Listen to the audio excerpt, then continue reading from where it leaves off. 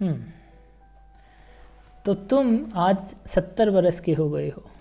लगभग 9 साल हुए तुम्हें गए हुए, पर लगता है कि कल की ही बात हो। और जैसे कि उस आखिरी किताब का नाम रखा था हमने मिलके, भूलना नहीं, तो अब तक कुछ भी भूला नहीं हूँ मैं। ज़िंदगी बहुत आगे ले आई है, वहाँ हूँ जहाँ सोचा ही नहीं था। 3 किताबें प्रकाशित हो चुकी हैं और शब्दों से नाता और गहरा हो गया है।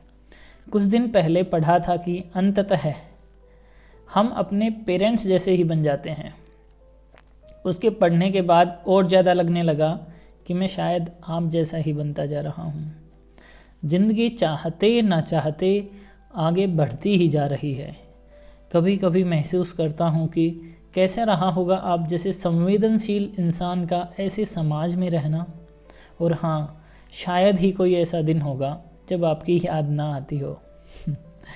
जाने अनजाने आती ही रहती है। भूलना नहीं और फ़लसफ़े ज़िंदगी के दोनों किताबें मेरी मेज़ के साथ रखे बुक रैक से मुझे देखती रहती हैं। वो जो गज़लों और गानों के लाइंस जिन्हें हमेशा आपसे सुना और जिनका मतलब कभी समझ नहीं आता था, ज़िंदगी ने अच्छे से समझा दिया है।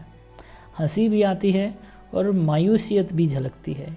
इन बीते सालों में काफ़ी कुछ देखा, सुना, पढ़ा, समझा और महसूस किया। कहीं सफलता मिली तो बहुत असफलताएं भी मिली। ये निदा फाजली जी की कुछ पंक्तियां जो शायद भावनाओं को बहुत अच्छे से व्यक्त कर सकती हैं। तुम्हारे हाथ मेरी उंगलियों में सांस लेते हैं। मैं लिखने के लिए जब भी कलम कागज उठाता हूँ, तुम्हें बैठा हुआ मैं अपनी ही कुर्सी में पाता हूँ। एक और बात कहना चाहता हूँ, शायद ही कोई ऐसा इंसान होगा जो आपको जानता हो और याद ना करता हो।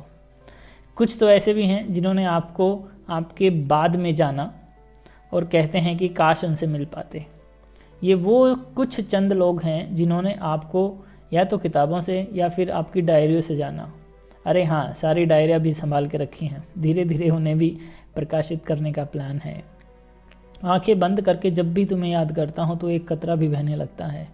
कभी कभी थोड़ी नाराज़गी भी होती है, जैसा मुझे बनाया वैसा क्यों बनाया। और कभी कभी यही सबसे बड़ा वरदान भी लगता है ज़िंदगी का। धन्यवाद ऐसा बनाने को।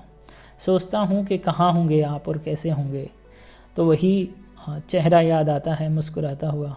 मुझे ये विश्वास है कि जहाँ भी होंगे, जैसे भी होंगे, लोगों का उत्साह बढ़ाते हुए एक अच्छा इंसान और संसार बनाने को प्रयासरत होंगे। शायद आप आज होते तो शायद साथ बैठ के सर्द सी दोपहर में हम कविताएं पढ़ रहे होते कहीं पहाड़ पे, और ये कहते, ज़िंदगी और बता तेरा इरादा क्या है ना।